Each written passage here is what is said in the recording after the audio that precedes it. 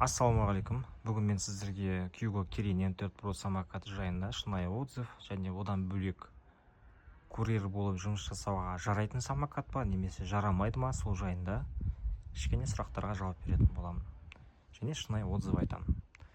Мен бұл самокатты Каспий магазиннен 277 мың теңгеге сатып алдым және 277 мың теңгені толығымен немесе артығымен ақтап тастады десем де болады. Ешқандай салымсыз 1579 километр жүрдім. Бұл деген самокатқа екі дөңгелекті және Қытай самокаты үшін өте керемет результат деуге де болады. Осы уақытқа дейін мен 8 ай айдадым ғой. 8 айда мен ешқандай тыйым салған жоқпын. Қалай сатып алдым, солай айдап жүрмін. Яғни самокат менде мынауыскей болып шықты. Менде бірінші сатып алу және бірінші сатып алым сәтті шықты десем де болады. Жоғарыдан бастайық. Менде самокатта минус болды. Ол қандай минус дейтін болсаңыздар, сатып алдым. Сатып алғаннан кейін 2 аптадан кейін менде мұнда рулін жоғары төмен түсіретін белдігінің колпачогы түсіп қалды. Осында колпачок болатын тұғын. Енді оның түсіп қалу себебі кейде руль төменге түседі. Мен өзім қатты қатырмаймын. Сол уақытта мына ашып жаба бергеннен кейін мұндағы колпачогы түсіп қалды. Негізінде сатып алғаннан кейін шешіп қоя салған дұрыс.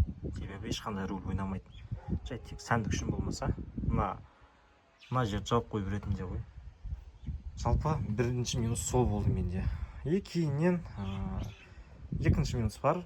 Ол екінші минус бізде мынау. Бұл енді самокаттың ашылып жиналуын жаңағы көмек беретін заты ғой. Самокат былай екі құлағы түседі и былай жатады.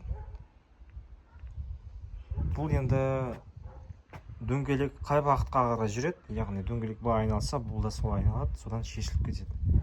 Оны былайынан қыстырасыз. Менде шешіліп кете бергеннен кейін ауылға келе сала бірінші күні осы жерін немен кілтпен қатты қыстырып тастадым. Енді бізде ауылда жиналмайды ғой самокат. Жүре бересің, сондықтан қысып тастадым. Менде минус тек осы ғана менде.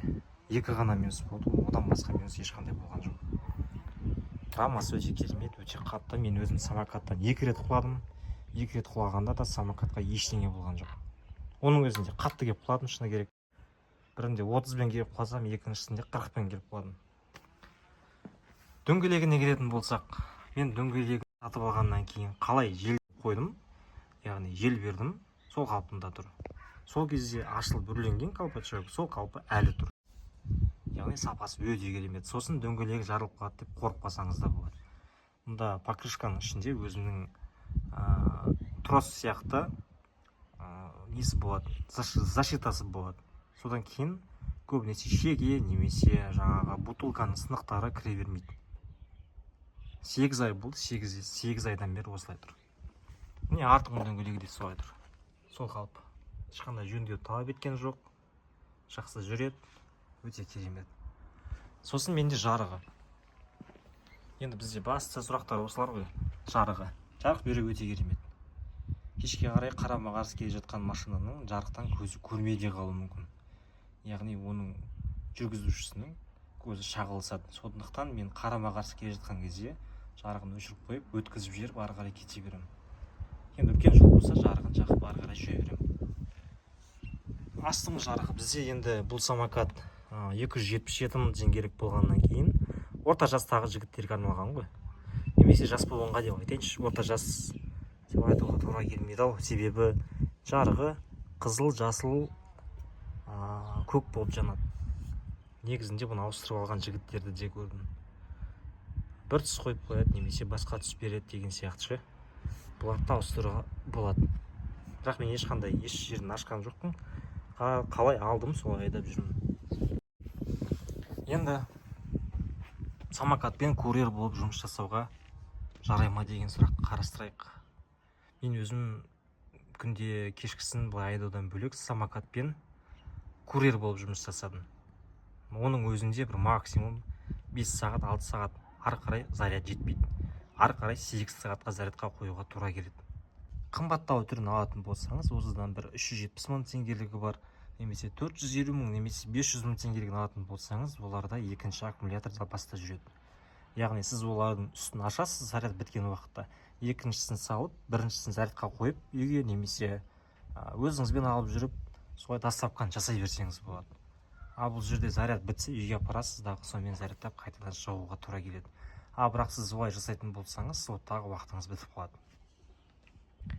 Жалпы солай, бұл самокатпен ұзақ уақыт жүру тиімсіз. Ұзақ уақытта жүріп жұмыс жасайын дейтін болсаңыз тиімсіз. Қысқа уақытта бір 3-4 немесе 5 сағатқа істеймін дейтін болсаңыз, самокат оған жарайды. Негізінде сатып алған уақытта сізге дилер айтуы мүмкін, яғни магазины самокаттың заряды сізге қалай айтсам болады, 30 километр немесе 40 километрге жетеді деп айтады. Бірақ шындығында олай емес. Ол жетуі мүмкін, адам үстінде тұрмай жүретін болса. Адам үстінде тұрғаннан кейін бұған салмақ түседі.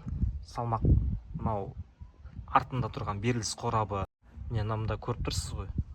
Осы жердегі яғни дөңгелекті тебетін орынға ауыр түседі. Содан кейін сізден аккумулятордан көбірек энергияны тұтынып, зарядты көп жейді.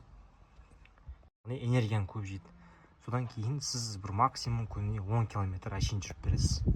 Одан ары қарай заряд өшіп қалады. Жалпы түсіндіре алдым деп ойлаймын. Бірақ сатып аламын дейтін болсаңыз, самокат өте тиімді. Мен қалай сатып алдым, солай айдап жүрмін.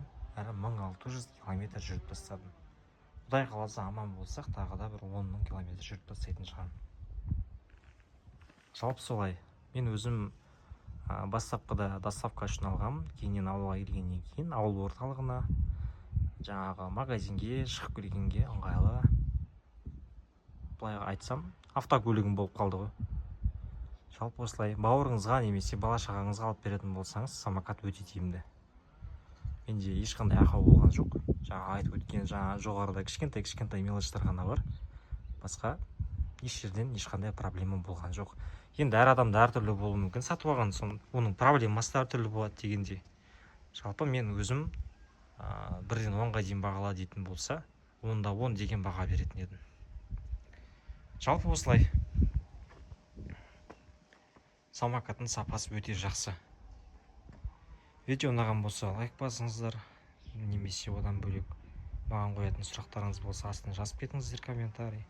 Мен әрқайсысына жауап беруге тырысамын. Жақсы ендеше қош сау болыңыздар.